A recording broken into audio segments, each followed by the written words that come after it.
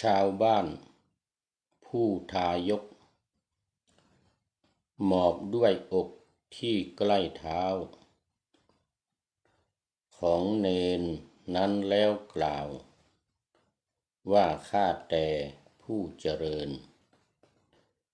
ครั้นเมื่อท่านอยู่ในที่นี้ไปให้นานเนิ่นพรรษา3 เดือนเกินพวกเรารับศีล5 กันรับไตร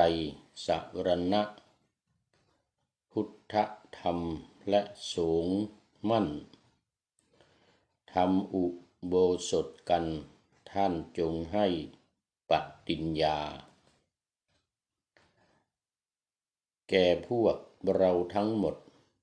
เพื่อประโยชน์จำพรรษาในที่นี้เถิดหนาสามเณรกำหนดความที่แห่งอุปการที่ชาวบ้านได้กระทำจึงได้กล่าวถ้อยคำปฏิญญาแก่ชุมชนเที่ยวไปเพื่อก้อนข้าวจากชาวบ้านมาเพื่อตนเนืองนิด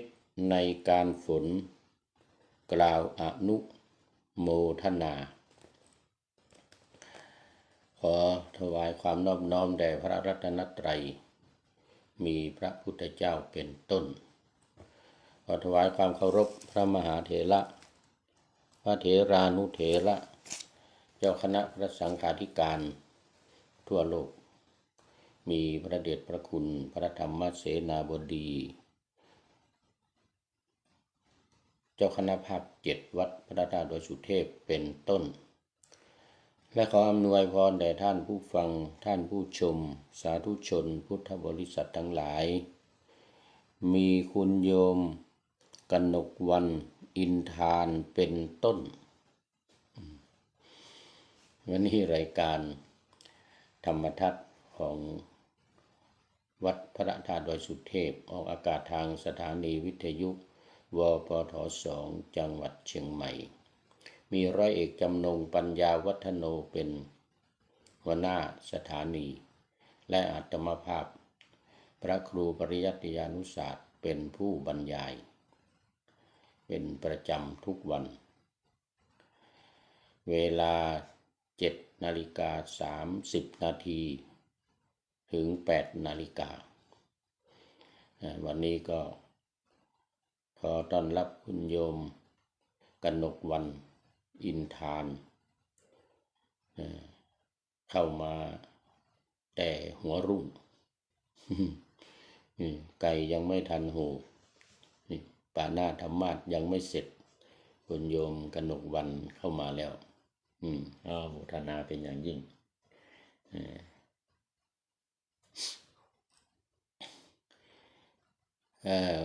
เมื่อคืนที่ผ่านไปก็คุณโยมกนกวรรณก็เข้ามาแต่เป็นท่านสุดท้ายวันนี้ก็เลยเข้ามาก่อนเพื่อนเลยโมทนาเป็นอย่างยิ่งสำหรับธรรมะในวันนี้ยังอยู่ในเรื่องเดิมคือเรื่องของผู้อยู่ป่าผู้อยู่ป่าวนวาสีเป็นสามเณรแต่ในเรื่องก็เรียกเถระนะเป็นพระเถระคือไม่จำกัดว่าจะอายุเท่าไหร่จะเป็นสามเณรหรือจะเป็นพระหนุ่มเนนน้อยหรือเท่าแก่ชราอายุมากก็ตามเรียกเถระได้เมื่อได้บรรลุเป็นพระอริยบุคคลขั้นอรหันต์ แม้เป็นสามเณรอายุ7 ขวบก็เรียกว่าเถระได้แล้วคือเถระแปลว่าแก่แปลว่าเฒ่าชราหรือมหาเถรอย่างเงี้ยนะเป็นผู้ที่ทรงคุณวุฒิโดยเฉพาะได้บรรลุธรรมขั้นสูงสุดแม้เป็นสามเณรก็เรียกว่าเถระสามเณรที่กำลังเล่าอยู่นี่ตอนนี้ยังไม่เป็นเถระเพราะว่ายังไม่ได้บรรลุธรรมกำลังบำเพ็ญเพื่อบรรลุธรรมอยู่เพื่อเป็นเถระอันนี้เป็นเรียกว่าตามธรรมนะเรียกว่าตามธรรมส่วนตามวินัยนั้นต้องเป็นพระที่บวช10 พรรษาขึ้นไปจึงจะเรียกว่าเถระ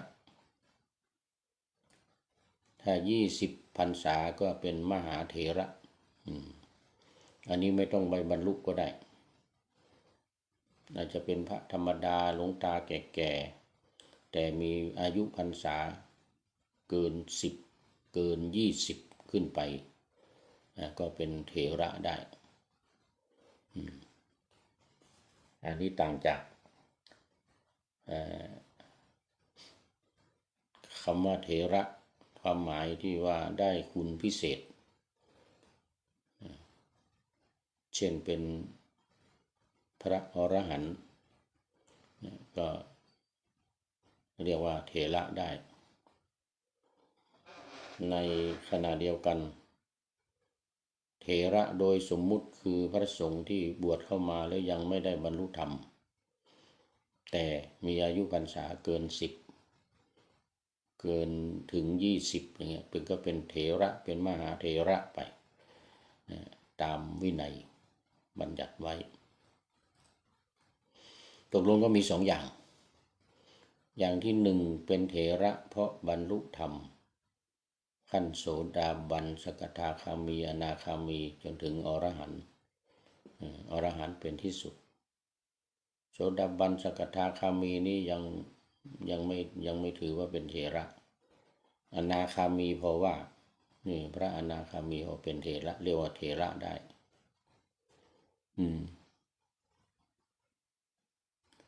ยอดดอยปลายฟ้าโอ้โมทนาครับผมท่านอาจารย์พระมหาประสิทธิ์ปสาธิโกหัวหน้าสถานีหัวหน้าสถานีวิทยุวัดพระธาตุดอยสุเทพชจพชจพวัดพระธาตุสถานีวิทยุชจพวัดพระธาตุดอยสุเทพเนี่ยบอกว่าโอ้เข้ามากำลังชมเหมือนนะครับโมทนาแล้วก็2พระเถระโดยอายุพรรษาตั้งแต่10ขึ้นไปเป็นเถระแล้วก็20ขึ้นไปเป็นมหาเถระ2 อย่างตอนนี้นี่สามเณรยังไม่ได้เป็นสักอย่างคือยังไม่ได้บวชพระด้วยแล้วก็ยังเป็นสามเณรแล้วก็ยังไม่ได้บรรลุธรรมใกล้จะบรรลุธรรมละเนี่ยเมื่อวานนี้ก็เล่ามาถึงตอนที่ขอกรรมฐานจากพระพุทธเจ้าแล้วก็ออกมา120 โยชน์120 โยชน์คราวนี้จะต้องขอแก้ข่าวหน่อย ว่าผิดไปเมื่อวาน1 โยชน์เนี่ยนะ1 โยชน์ที่เข้าใจมาก็คือ1 กิโลเมตรกับ600 เมตร1 กิโลกับ600 เมตรแต่ว่าเมื่อวานนี้ได้ข้อมูลมาใหม่1 โยชน์เท่ากับ16 กิโล เออ1 โยชน์เท่ากับ16 กิโลไม่ใช่ไม่ใช่กิโลกับ600 เมตรนะอันนี้ก็ขอแก้ข่าวจากพระไตรปิฎกก็มีเมื่อวานนี้มีรายการหนึ่งนำข้อความจากพระไตรปิฎกมาต่อไปนี้ขอต้อนรับคุณโยมพิษสมัยศรีเทพธรรมรงค์อันนี้จากลำปาง สาธุสาธุจากลำปางแล้วก็ตามมาด้วยพี่เนติแก้วเคนจากกรุงเทพมหานครเขตราชบูรณะสาธุสาธุวันนี้เออเป็นตอนกลางวันFC ทั้งหลายไม่หลับไม่นอนยังไม่หลับไม่นอนครับส่วนใหญ่ทำรายการเนี่ยมันจะเป็นตอนกลางคืนในเมืองไทยอย่างเมื่อคืนที่แล้วก็เป็นกลางคืนตี 2ตี 3ตี 4กราบนมัสการครับอาจารย์สาธุสาธุสาธุโมทนาฝนตกบ้างหรือเปล่าเนาะในกรุงเทพ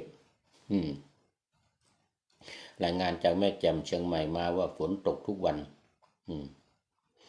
ทางกรุงเทพไม่รู้เป็นยังไงก็เป็นกลางพรรษาแล้วนี่กลางพรรษาแล้วฝนน่าจะตกละแต่ที่เอสโตเนียตอนนี้ไม่ตกอากาศร้อนก็คือร้อนที่นี่ไม่ได้หมายถึงว่าร้อนเหมือนบ้านเรานะ18 องศา15 องศาสูงสุดนี่18 องศาเนี่ย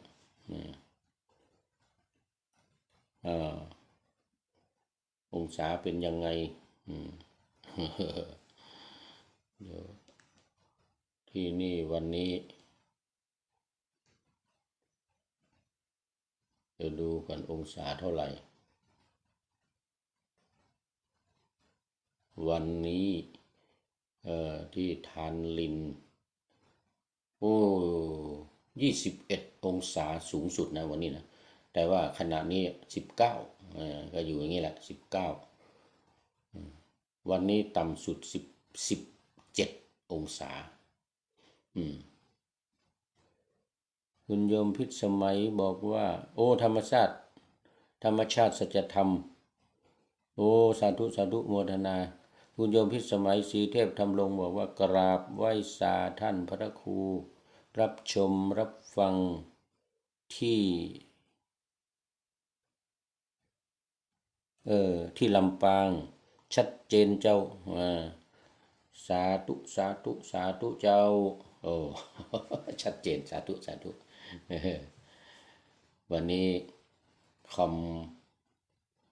ขัดข้องหน่อยคอมขัดข้องก็เลยใช้โมบายใช้มือถือแทน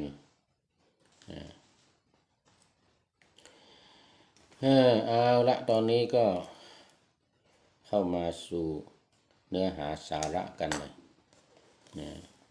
เมื่อวานนี้สามเณรเข้าไปป่า120 โยชน์ต้องเอา16 กิโลคูณเนอร์120 โยชน์ต้องเอาเมื่อวานนี้ว่า900 กิโล9 กิโลผิดไปต้อง16เนี่ยเดี๋ยวกันเดี๋ยว16นี่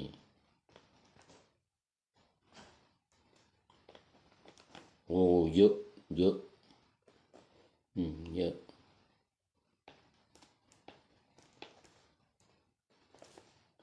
เมื่อวานนี้ว่า9 กิโลตอนนี้เป็น19 กิโลอันนี้เป็น19 กิโลไม่ใช่นี่120นะ120แล้วก็คูณ16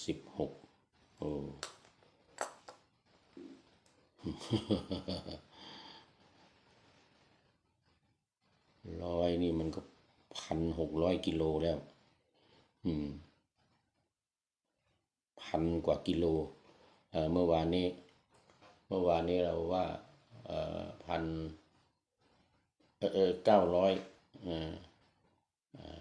9 กิโลแล้วคราวนี้กลายเป็น1,000 กว่ากิโลเลยจาก9 กิโลเป็น1,000 กว่ากิโลเกือบ2,000 กิโลเลย120 โยชน์นี่นะ120 โยชน์นี่1,000 กว่า กิโลนะคูณเอาเองเด้อ120 คูณ 16จะเป็นคือ1 โยชน์เนี่ยมันมี16 กิโลอันนี้มาในพระไตรปิฎกได้ข้อมูลใหม่มาเมื่อวานนี้แล้วก็สามเณรไปถึงหมู่บ้านไปหานายบ้านไปหาผู้ใหญ่บ้านแล้วก็บรรดาญาติโยมพากันท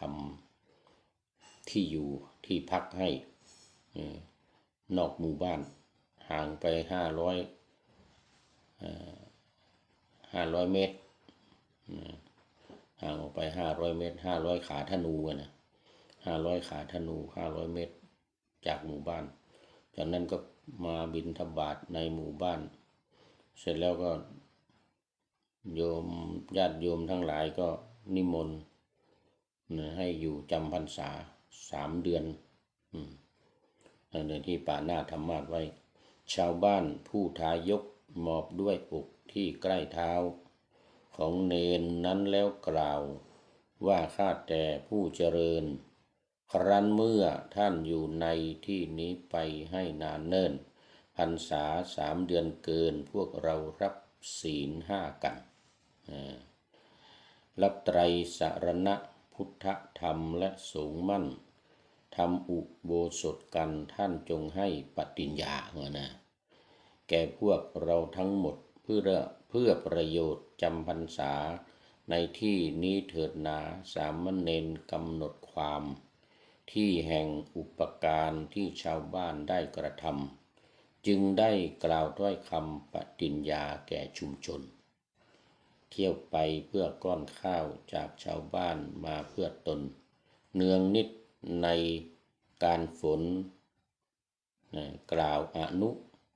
โมทนากล่าวอนุโมทนาเอาละคือพอสามเณรได้ให้ปฏิญญารับปากรับคำกับญาติโยมที่นิมนต์ให้จำพรรษาแล้วก็ตั้งใจปฏิบัติไปบิณฑบาตเป็นประจำทุกวันแล้วกล่าวอนุโมทนาอยู่สองประโยคกล่าวอนุโมทนาอยู่2 ประโยคคือขอให้ท่านทั้งหลายมีความสุขพ้นจากความทุกข์นี่นะสามเณรนี่นะเดี๋ยวก่อน1เป็นผู้ถึงซึ่งความสุขแล้วก็2จง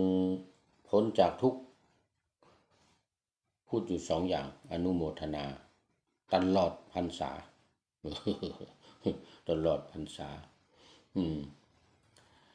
เสร็จแล้วได้เมื่อเดือนที่ 3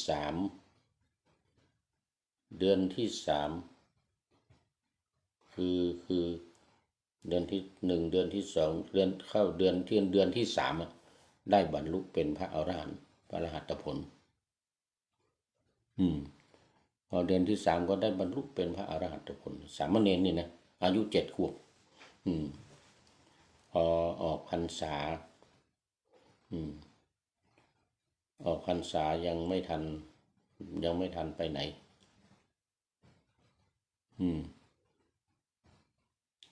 พระอุปัชฌาย์ของท่านคือท่านพระสารีบุตรพร้อมด้วยพระเถระมหาเถระทั้งหลาย80พระมหาเถระนี่นะ80 องค์แล้วก็ แต่ละองค์นี่มีลูกศิษย์ไปด้วย500เช่นมหากัสสปะพระมหาโมคคัลลานะนี่นะทั้งหลายพระเถระทั้งหลายนี่นะ80นะแล้วก็มีลูกศิษย์ตามไปคนละ500มีลูกศิษย์500เอา500คูณ80เลยทีเนี้ยโอ้มืดฟ้ามัวดิน มืดฟ้ามัวดินไปที่ตามไปหาลูกศิษย์ไปหาสามเณรก็คงรู้ด้วยฤทธิ์ด้วยรู้ด้วยฌานรู้ด้วยอภิญญาแล้วว่าสามเณรได้บรรลุธรรมแล้ว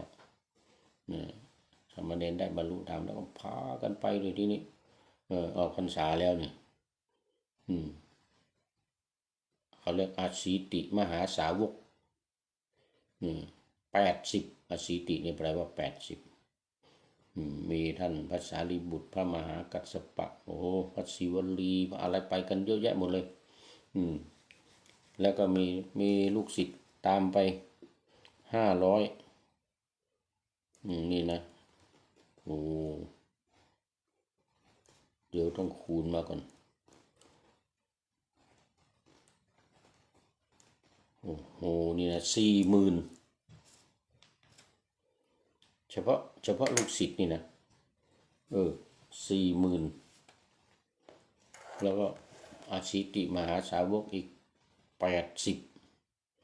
80รวมแล้ว40,000กับ80โอ้มืดฟ้ามัวดินออกจากเชตวันมหาวิหารไป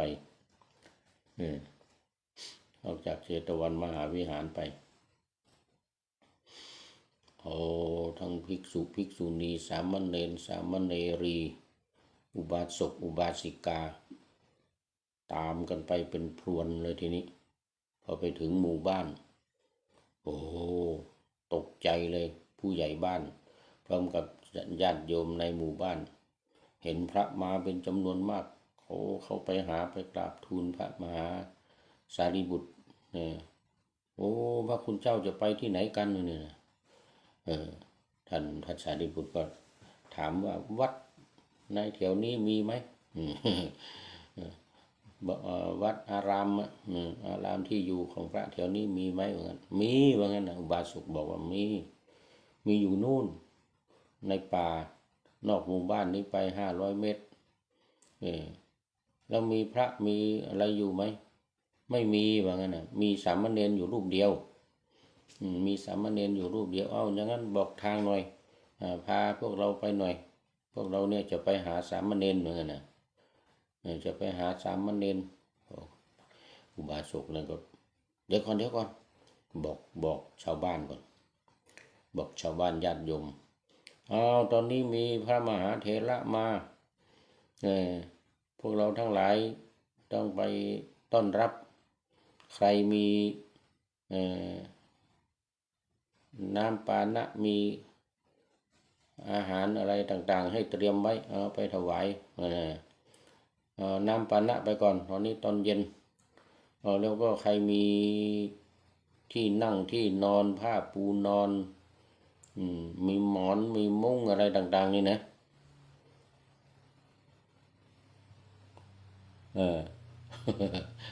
มีหมอนมีมุ้งเอาเลยเอาไปถวายพระจำนวนมากที่มานี่นะชาวบ้านพากันแตกตื่นกันใหญ่เลยโอ้มีพระมามากก็เอาสิ่งของต่างๆที่ผู้ใหญ่บ้านประกาศนี่นะไปเข้าไปในป่าเข้าไปที่สามเณรอยู่เนี่ยพอไปถึงสามเณรก็เห็นอุปชามาท่านพระสารีบุตรเห็นพระอสิติมหาสาวกมาดีใจใหญ่เลยก็ต้อนรับขับสู้รับเอาบาตรจีวรของพระอุปชาแล้วก็จัดที่จัดทางถวายพระมหาเถระทั้งหลายให้พักผ่อนให้ตอนเย็นนี้ก่อนนะ ตื่นเช้ามาก็ประกาศให้ชาวบ้านทั้งหลายเอามาใส่บาตรไปเตรียมอาหารใส่บาตรอย่างนั้นนะนิมนต์นิมนต์พระคุณเจ้าไปบิณฑบาตในหมู่บ้านนะท่านพระสารีบุตรก็ถามสามเณรตื่นเช้ามาก็จะไปบิณฑบาตเอาสามเณรจะไปด้วยไหมพระสารีบุตรก็พระมหาเถระทั้งหลายบอกว่าสามเณรก็ว่าไปครับผมแต่ว่าผมยังไม่ไปเวลานี้เหมือนกันโอ้ไว้สาหลวงพ่อสุทธิสลืมลำพระเดชพระคุณโอ้เข้ามาแล้วกู๊ดมอร์นิ่งมาแล้วกู๊ดมอร์นิ่งดื่มน้ำชาด้วยโมทนาวันนี้มาเข้ามาที่หลังใกล้จะหมดเวลาแล้วนี่หลวงพ่อหลวงพ่อสุทธิสลืมลำเข้ามาละจากจังหวัดบุรีรัมย์เป็น FC ตัวจริงเข้ามาทุกวันโอ้โมทนากับหลวงพ่อตอนกลางคืนดึกดื่นก็เข้ามาตามมาด้วยคุณโยมจันเพ็ญคำโพธาวันนี้ลูกศิษย์ท่านอาจารย์พระมหาวิษณุจารุธรรมโมวัดเจ็ดลินตอนนี้ท่านมหาวิษณุไปแล้วโยมจันเพ็ญคำโพธายังอยู่ อยู่แม่เหี้ยจังหวัดเชียงใหม่อยู่ในตัวเมืองอยู่แม่เหี้ยเด้อคุณโยมจันเพ็ญคำโพธาโอ้โมทนาวันนี้เข้ามาเป็นท่านสุดท้ายแล้ววันนี้ใกล้จะหมดเวลาแล้วนี่ก็เล่าถึงพระเถระผมก็จะไปว่างั้นสามเณรว่าแต่ผมไปทีหลังไปตามเวลาปกติของผมที่ไปตามเวลาที่เคยไปบิณฑบาตคุณโยมจันเพียรบอกว่ากราบหลวงพ่อสาธุเจ้าสาธุ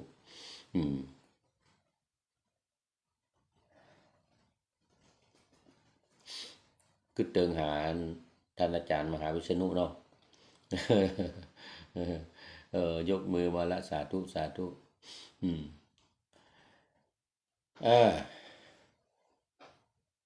ไป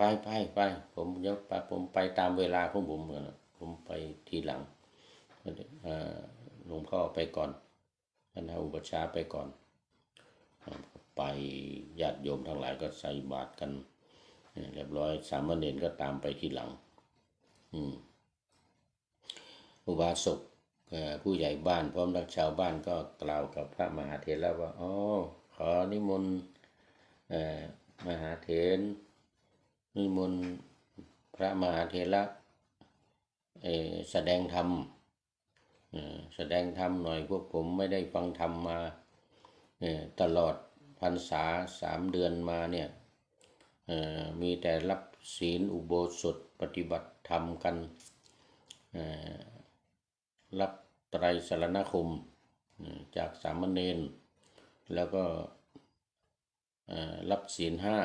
5แล้วก็รับอุโบสถศีลในวันพระ8 ค่ำ15 ค่ำเท่านั้นแต่ไม่ได้ฟังธรรมขอนิมนต์พระมหาเถระแสดงธรรมหน่อยท่านมหาเถระก็ถามอุบาสกทั้งหลายบอกว่าตลอดพรรษามานี่สามเณรไม่ได้แสดงธรรมเหรอโอ้ไม่ได้แสดงเหรอไม่ได้แสดงธรรมมีแต่กล่าวอนุโมทนากถา2 บทว่าขอให้ท่านทั้งหลายจงมีความสุขแล้วก็2ขอให้ท่านทั้งหลายจงพ้นจากทุกข์เท่านี้เท่านั้นเหรอไม่ได้แสดงธรรมอะไรเหรอเนาะพระสารีบุตรพระมหาเถระทั้งหลายก็มองหน้ากันไปมา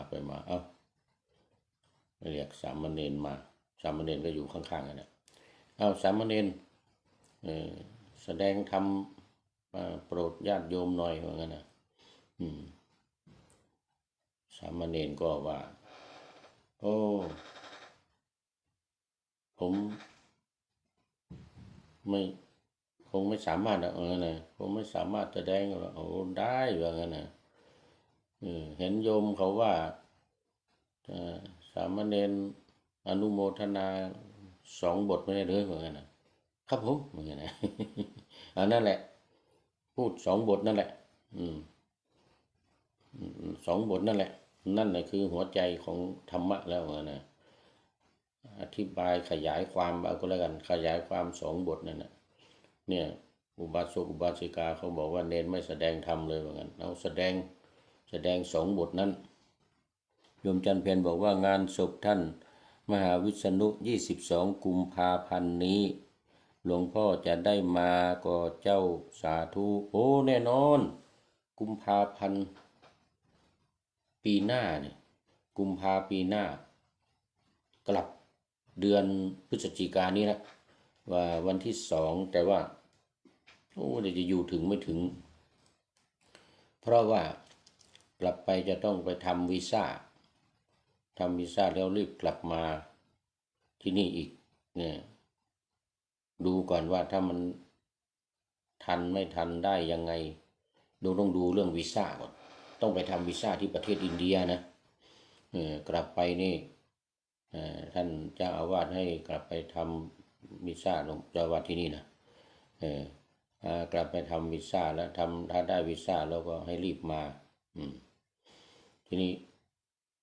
เดี๋ยวต้องดูก่อนกุมภาปีหน้าอีก2 เดือนจากนี้ไปอีกหลายเดือนอยู่นี่ออกพรรษาเสร็จแล้วกลับไปวันที่2 พฤศจิกาแล้วก็ไปทำวีซ่าที่อินเดียโอ้น่าจะไม่ได้ร่วมนะ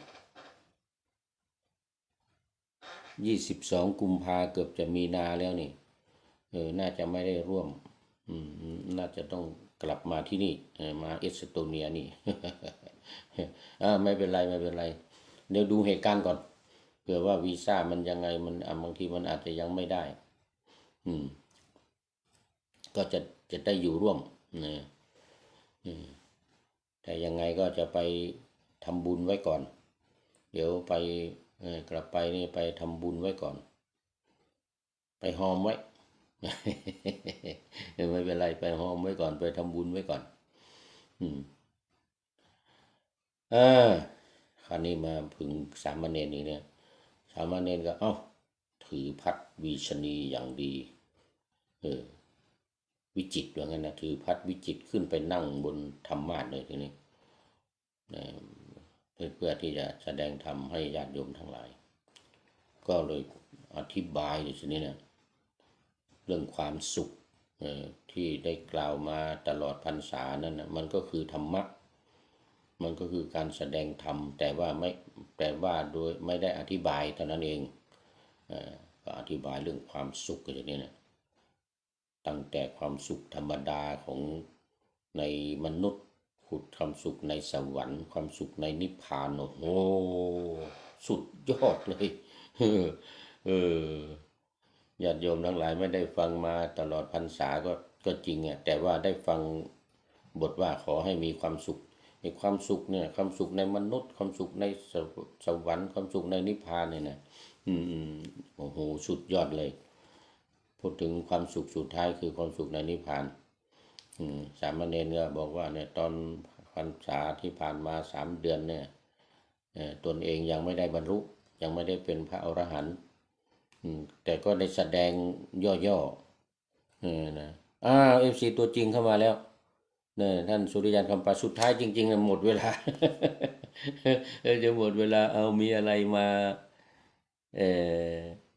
ท่านสุริยันคำปาวัดพระธาตุดอยสุเทพมารายงานด่วน รายงานด่วนอาจารย์วิษณุ22 กุมภา22 กุมภาปีหน้าถ้า FC ตัวจริงมีอะไรจะรายงานมีอะไรจะประชาสัมพันธ์บอกมาหน่อยนี่จะหมดเวลาแล้วเดี๋ยวจะหมดเวลาสามเณรก็แสดงทำเรื่องความทุกข์อีกพ้นทุกข์ขอประโยคที่2จงพ้นทุกข์ก็อธิบายขยายความเลยความทุกข์คืออะไรว่าในอริยสัจ4เลย1ทุกข์2สาเหตุของความทุกข์3การดับทุกข์4มรรค8ข้อปฏิบัติให้ถึงความดับทุกข์โอ้โหอธิบายเป็นคุ้งเป็นแควเลยว่าบอกญาติโยมทั้งหลายฟังแล้วก็โอ้โหตกตะลึงหมดเลยก็เนี่ย3 เดือนผ่านมาไม่เห็นพูดอะไรเลยเหมือนกันพูดแต่2 ประโยคแต่2 ประโยคนี่กลายเป็นว่า สุดยอดของธรรมะเลย ความสุขกับพ้นความทุกข์นี่นะ พ้นความทุกข์ก็คือนิพพานนี่พ้นจากทุกข์ทั้งหลายก็คือนิพพานนี่อธิบายอริยสัจธรรมทั้ง4ประการให้กับญาติโยมทั้งหลายฟังโอ้โหเสร็จเรียบร้อยแสดงธรรมเสร็จเรียบร้อยหมดเวลาพอดี วันนี้FC ตัวจริงท่านสุริยันคำปาก็เข้ามาหมดเวลาพอดีเนี่ย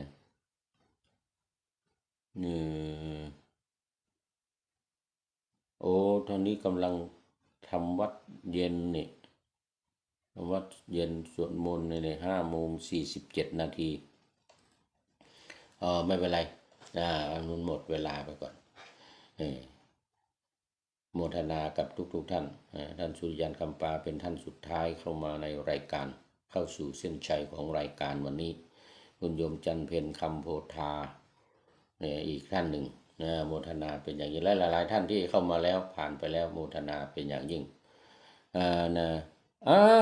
สุดท้ายจริงๆคือเนนน้อยสังเหลือกราบไหว้สาครับหลวงปู่ครับผมเหมือนหมดเวลาจริงๆขอนำขอบคุณมากสาธุโมทนากับเนนน้อยสังเหลือวัดป่าแดงเป็นอย่างยิ่งขอนำรายการธรรมะทัดไปก่อนแล้วจะย้อนมาใหม่ในวันหลังเพื่อให้ท่านทั้งหลายได้รับฟังพระธรรมเทศนาเหมือนดังเดิมเป็นธรรมะในพระไตรปิฎก3ธรรมบทอันงดงามบรรยายเสริมอธิบายใจความเหมาะมาต่อเติมยกนิทานดั้งเดิมเสริมบทธรรมขอทุกท่านสุขกายสบายใจปรารถนาสิ่งใดอันเลิศล้ำจงเพิ่มพูนตามบุญงามและตามกรรมที่ได้บำเพ็ญไว้ทุกประการขอเจริญพร